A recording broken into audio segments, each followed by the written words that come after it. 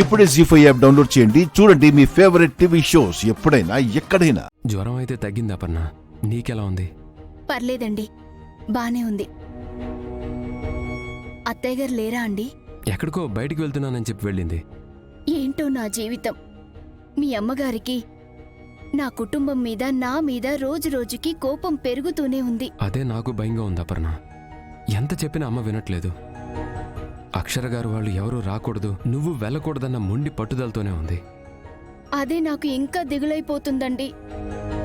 నా కూతుర్ని తెచ్చుకోలేనేమోనని నాలో భయం ఆవహిస్తోంది. దాన్నొకసారి చూడాలనిపిస్తోందండి. మీరు ఏడనే ఉన్నారా బాబు? మీకు భోజనం తెస్తాను. అత్తయ్య గారు, మా అత్తయ్య గారు ఇంట్లో లేరంట. ఏమన్నావు? అత్తయ్య గారా? బుజ్జమ్మ గారా? అవును బాబు, నేను బుజ్జమ్మనే. బుజ్జమ్మ గారు మీరా? మీరు పనావిడిలా రావడం ఏంటండి? శాంతమ్మ ఊరు వెళ్ళింది కదా బాబు, అందుకే అపన్న కోసం నేనే రావాల్సొచ్చింది. అయ్యో సారీ బుజ్జమ్మ గారు, మీరని తెలియక అమ్మ మీకు అన్ని పనులు చెప్తున్నా కూడా నేను అడ్డు చెప్పలేకపోయాను. ఏమీ అనుకోకండి. ఇందులో అనుకోవడానికి ఏముంది అశ్విన్? పని చెయ్యాలి, అపర్ణని జాగ్రత్తగా చూసుకోవాలి, అందుకే వచ్చాను. మీకెందుకండి ఇంత శ్రమ? నాకు చెప్తే నేనే చూసుకునేవాడిని కదా. తన మీద నీకు ప్రేమున్నా అన్ని పనులు నువ్వు చేయలేవు కదా బాబు. నాకిప్పుడు జ్వరం తగ్గిందత్తయ్య గారు. మిమ్మల్ని ఇలా నేను చూడలేకపోతున్నాను. మీరు మన ఇంటికి వెళ్ళిపోండి. నీరసంగానే ఉన్నావు కదమ్మా, అది తగ్గాక వెడతానులే. ఇదిగో ఈ టిఫిన్ తిను. నేను తింటానులేండి. ఏ, నేను తినిపించకూడదా?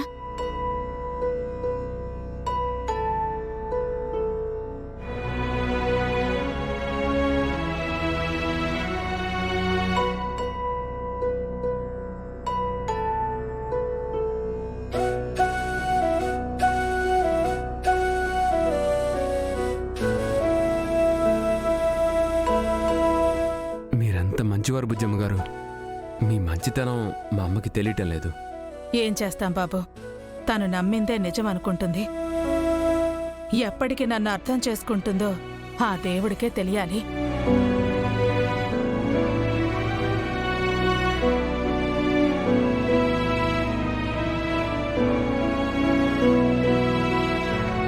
బుజ్జి మమ్మీ, నేను మమ్మీని చూడాలంటే తీసుకెళ్ళట్లేదేంటి?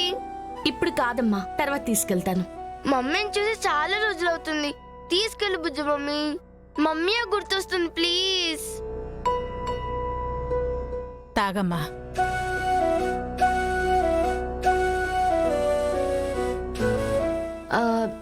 ఫోన్ చేస్తాను. ఇంట్లో ఉందంటే వెళ్దాము, లేదంటే నువ్వు మారం చేయకూడదు, సరేనా? సరే, ఫాస్ట్గా చెయ్యి.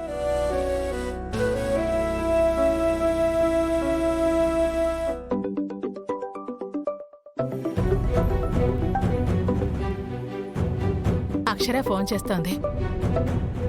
చెప్పమ్మా. ఎలా ఉంది? పర్లేదమ్మా, ఇప్పుడే టిఫిన్ చేసింది. ఆ దేవుడి దయ వల్ల తగ్గింది. ఏం మాట్లాడుతున్నావు బుజ్జి మమ్మీ? నాకేం వినిపించట్లే. నేను మమ్మీని చూడాలి. ఉందా? ఏంటమ్మా, చిన్ని అపర్ణని చూడాలంటోందా? అవునత్తయ్య గారు. బుజ్జమ్మ గారు ఇటివ్వండి. ఆ, అక్షర గారు. అశ్విన్ గారు. వచ్చింది బుజ్జమ్మ గారే అని ఇప్పుడే తెలిసింది. నేను రాజ్యం కాదండి, అశ్విన్ని. మీరేం కంగారు పడకండి. అపర్ణ కూడా చిన్నిని చూడాలని కలవరిస్తుంది. పాపం తీసుకొని మీరింటికి వచ్చేయండి. ఇంటికా? మా అమ్మ లేదండి, ఆవిడొచ్చేలోపు మీరు వెళ్ళిపోవచ్చు. మీరు త్వరగా వచ్చేయండి. సరే, వస్తున్నాం అశ్విన్ గారు. మమ్మీ ఇంట్లోనే ఉందని చెప్పారు కదా బుజ్జి మమ్మీ. అవును, మనం ఇప్పుడు మమ్మీని చూడ్డానికి వెళ్తున్నాం. కాకపోతే మమ్మీకి జ్వరంగా ఉంది. అవునా? అవును, చూసి వెంటనే వచ్చేయాలి. ఓకే. మరి పంచాయతీలో బుజ్జమ్మ తీర్పు చెప్పింది, ఆవిడుంటారేమోగా? అదేనే, ఆవిడ మన మీద కోపంగా ఉంటారు. ఆవిడికి మనం కనిపించకుండా మమ్మీని చూసి వెంటనే వచ్చేయాలి. అలాగే బుజ్జి మమ్మీ. సరే పద వెళ్దాం. ఏమండి, ఈలోపు అత్తయ్య గారు వస్తారేమో. ఒకసారి ఎక్కడున్నారో అడగండి.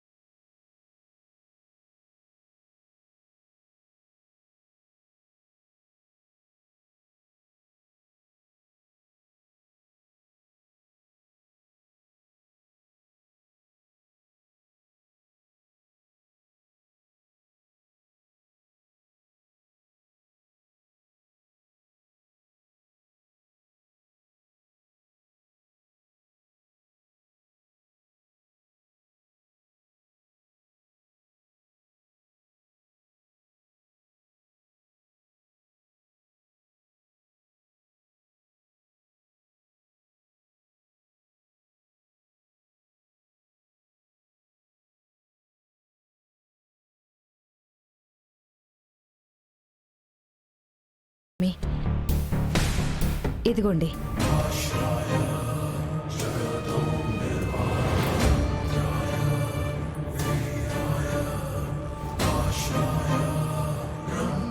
మీ జాతకంలో ఏ దోషమూ లేదమ్మా, బానే ఉంది. నడవడిక మార్చుకుంటే సరిపోతుంది. ఇది నా కొడుకు జాతకం.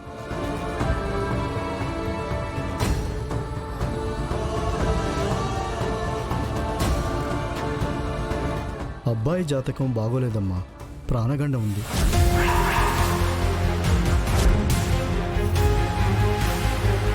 ప్రాణగండం ఉందా? నా కొడుకు బ్రతకాలి స్వామి.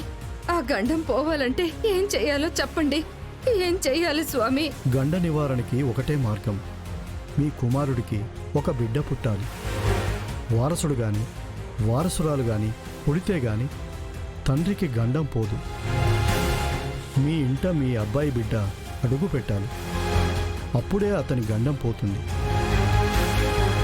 ఆయనకు గండం పోవాలనే ఆయన కోసమే ఈ పూజ చేస్తున్నాను.